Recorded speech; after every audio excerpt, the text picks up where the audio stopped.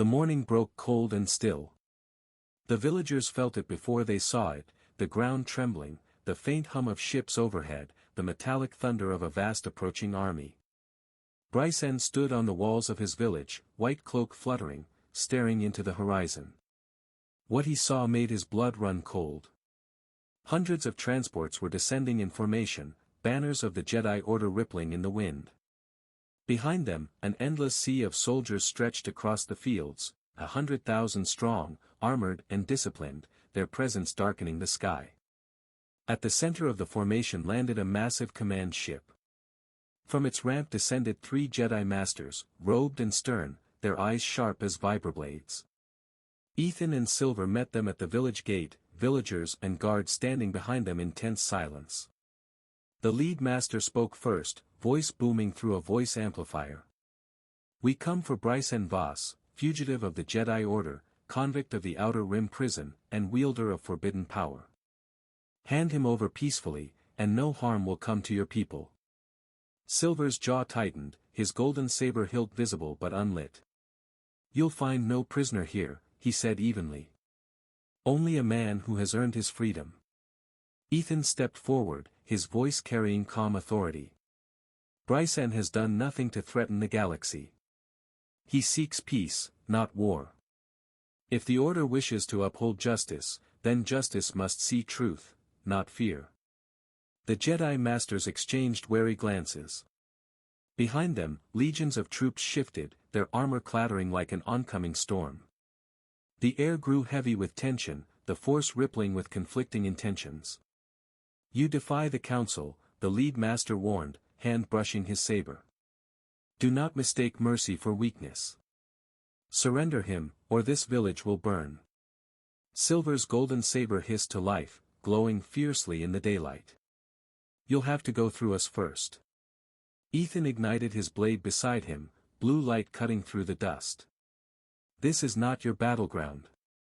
Leave now, before the Force itself turns against you." A long silence followed. The lead master studied them both, the unwavering stance of Silver, the quiet power in Ethan's eyes, and finally turned away. "This isn't over," he said coldly. "The Council will decide your fate." As the massive army withdrew, dust clouds rising in their wake, Brycen stepped from the shadows, watching silently. Silver exhaled, tension finally breaking. "They'll be back." Brycen nodded grimly. "Then we'll be ready." The air inside the Jedi Council chamber was heavy, thick with quiet tension. Golden rays of Coruscant sun streamed through the tall windows, painting lines of light across the floor, yet no one in the room felt its warmth.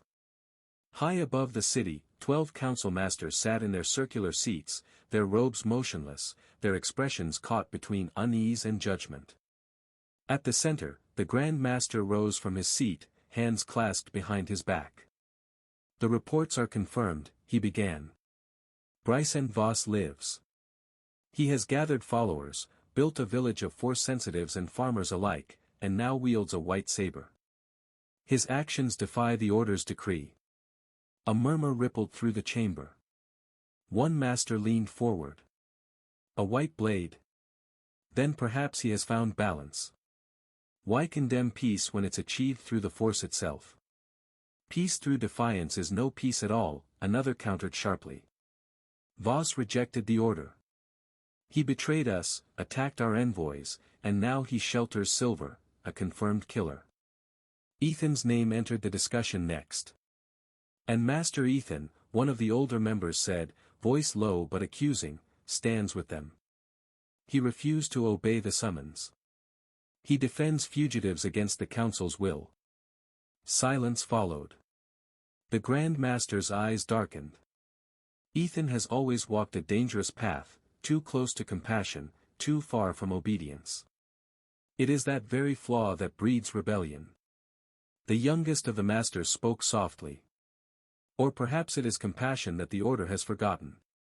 For a moment, even the hum of the city seemed to still. The Council's light dimmed under the weight of their words, peacekeepers at war with their own reflection. Finally, the Grand Master struck his staff upon the marble. "Enough.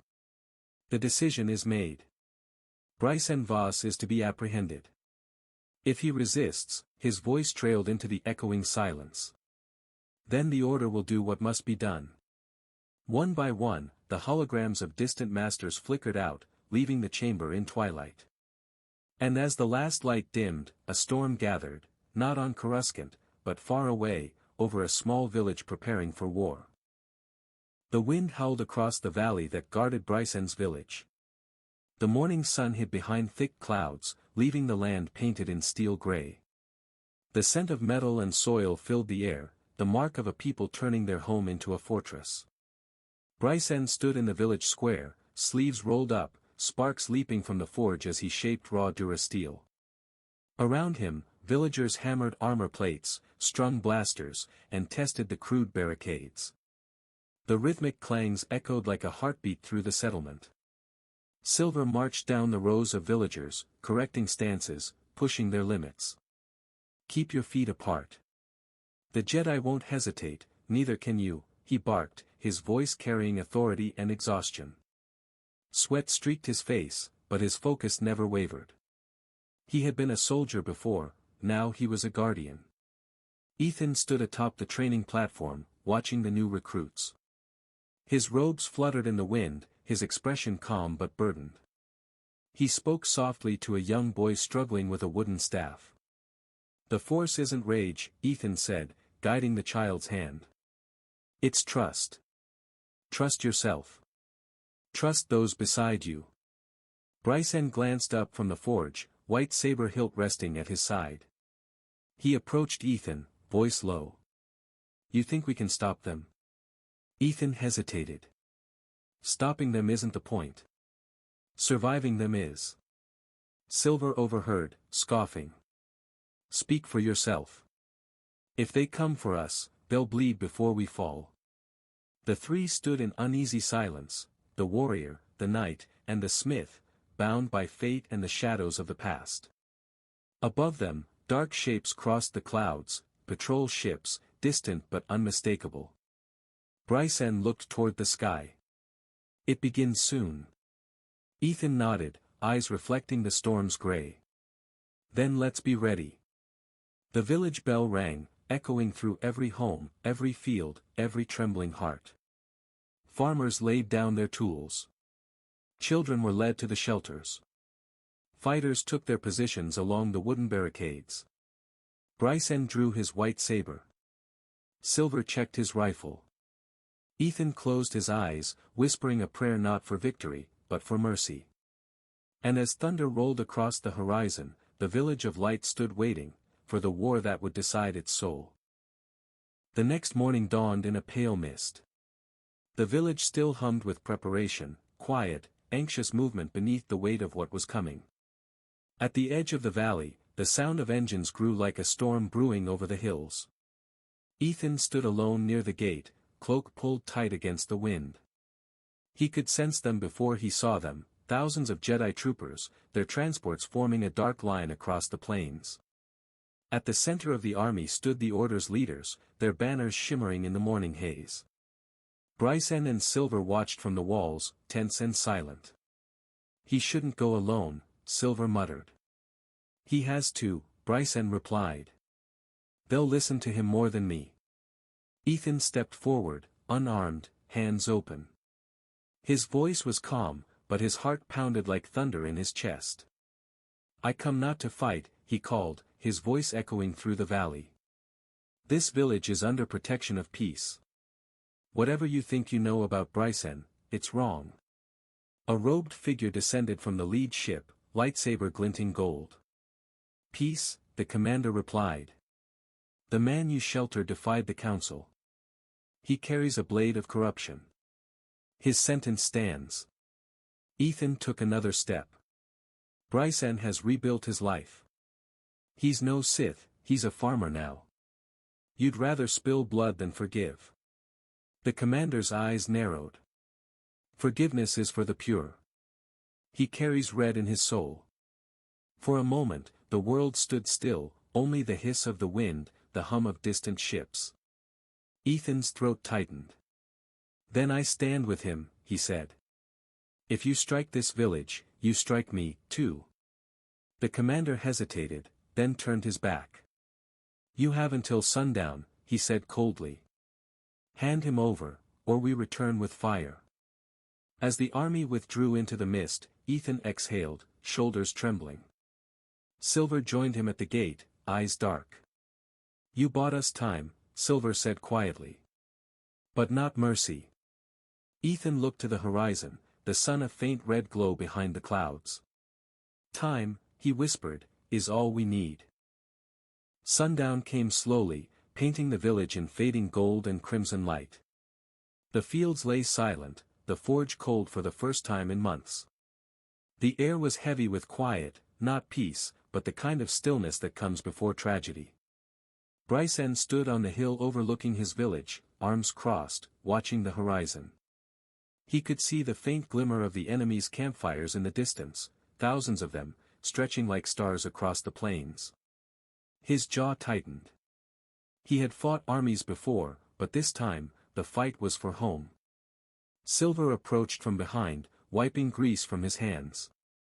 The barricades are set, he said softly. Villagers have weapons, and I've placed watchmen on the southern ridge. They'll come at dawn. Brycen nodded, saying nothing. The wind stirred his cloak, revealing the hilt of his white saber. Do you think we'll win? He asked finally. Silver exhaled, gazing at the twilight sky. No, he admitted. But we'll make them remember us. Down by the fire, Ethan sat with the younger villagers, teaching them how to calm their breathing, how to steady their hearts through fear. His voice was gentle, measured, the kind of tone that once belonged to Jedi masters long gone. You fight not with hate, he told them, but with hope. That's what makes us more than weapons. Later, the three of them gathered in the meeting hall, the same one they'd built when the village was new. A single lantern flickered between them. Brycen broke the silence first. If I fall tomorrow, don't let them take this place. Promise me that. Ethan met his eyes. You won't fall. Silver smirked faintly. You're too stubborn for that. But beneath the humor, there was a deep sadness, the kind of quiet fear that comes from knowing dawn might bring an ending. Outside, the villagers prayed, held hands, whispered to the stars. Children slept beside blasters and tools. The wind carried the sound of old songs, voices trembling, but unbroken. As midnight came, Brycen looked once more toward the horizon. A sea of flickering lights burned there, moving slowly forward. He touched his saber hilt, whispering under his breath, not a prayer, but a promise.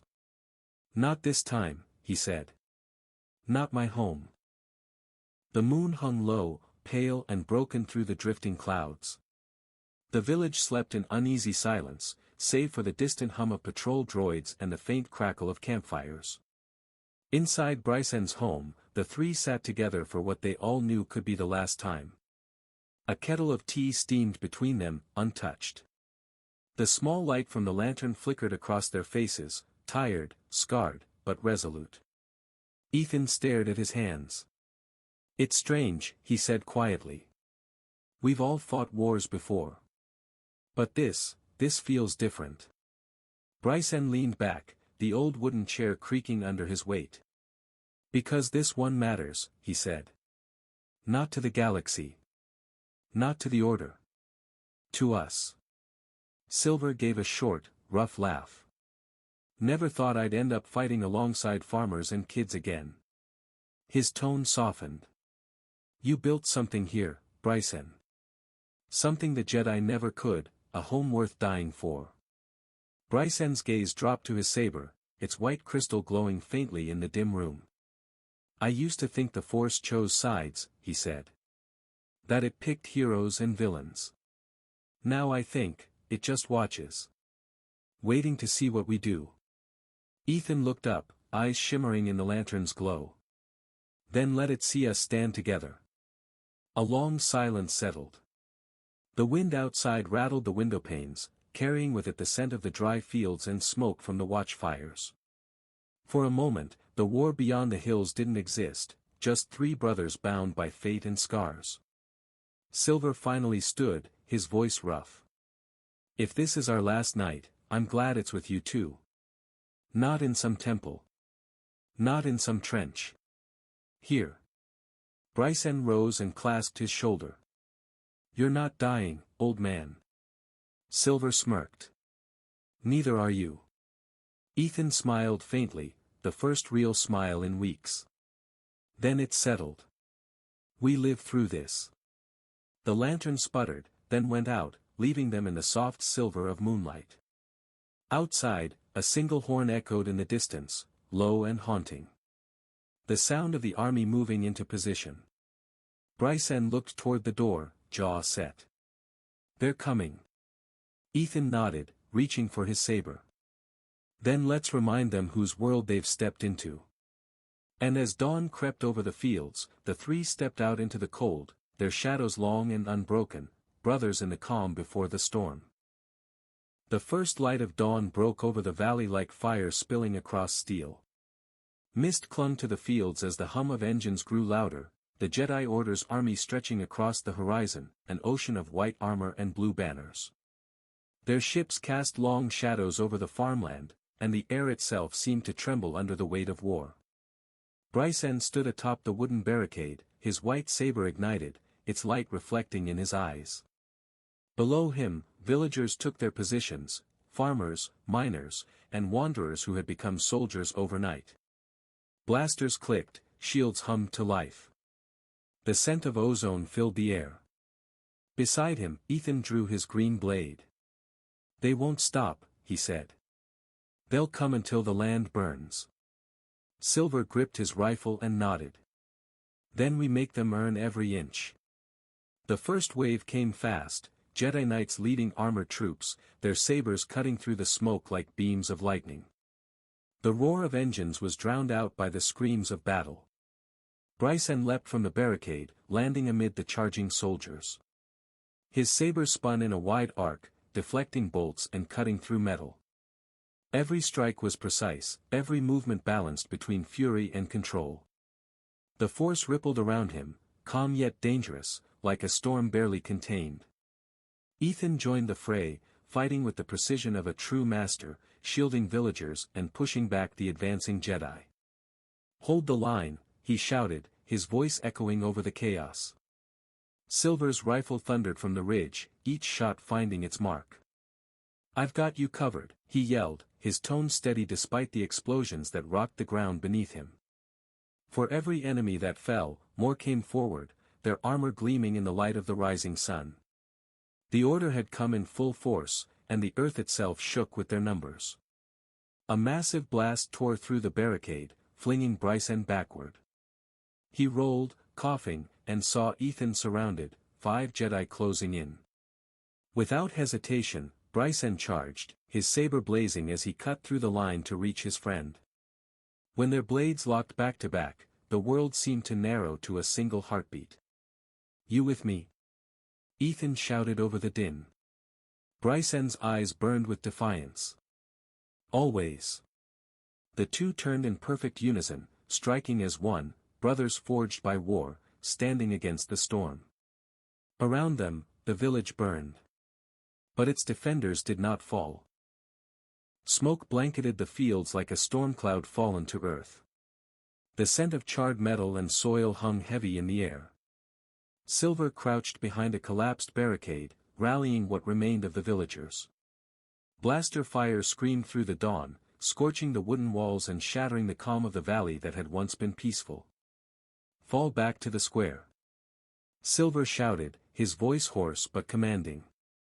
Protect the wounded, form 2 lines. Dozens of villagers obeyed, faces streaked with sweat and ash. Some clutched blasters with shaking hands, others wielded tools turned into weapons. They were farmers, not soldiers, yet none fled. Behind them, homes burned. Before them, the Jedi pressed forward. Silver slammed a fresh power cell into his rifle and took aim. Each shot he fired was clean, deliberate, cutting down troopers before they could reach the civilians. Come on, he roared over the chaos. You'll have to burn this place to the ground before we bow. A rocket detonated nearby, throwing him to the dirt. His ears rang, the world blurred. Through the haze, he saw one of his oldest students, a young woman named Taryn, cornered by two Jedi. Silver's instincts took over. He sprinted forward, rolling through the mud, and fired point blank. One Jedi fell. The other swung, slicing across Silver's arm. He cried out but didn't fall. Instead, he drove his shoulder into the attacker, knocking them back long enough for Taryn to escape. "Get out of here," he barked, clutching his wound. The villagers had formed a half-circle around the main square. Behind them, the forge still glowed faintly, its fire a reminder of what they were fighting for. Silver climbed atop a pile of debris, raising his rifle high. "You fight for your homes. For your families. For every inch of soil they want to take from you." The villagers roared in answer, voices full of fear and fury. Together they opened fire, a storm of light and smoke tearing through the front line of the Jedi army. For a brief, blazing moment, the tide turned, the villagers pushing back with sheer willpower. Silver gritted his teeth, firing until his rifle overheated. "We hold," he shouted, eyes burning. "We hold this ground until the sky falls." And above them, the sky did begin to fall, transports circling lower, fire raining down from their cannons. Yet still, the villagers stood their ground beneath Silver's command. Because in that moment, courage burned brighter than fear.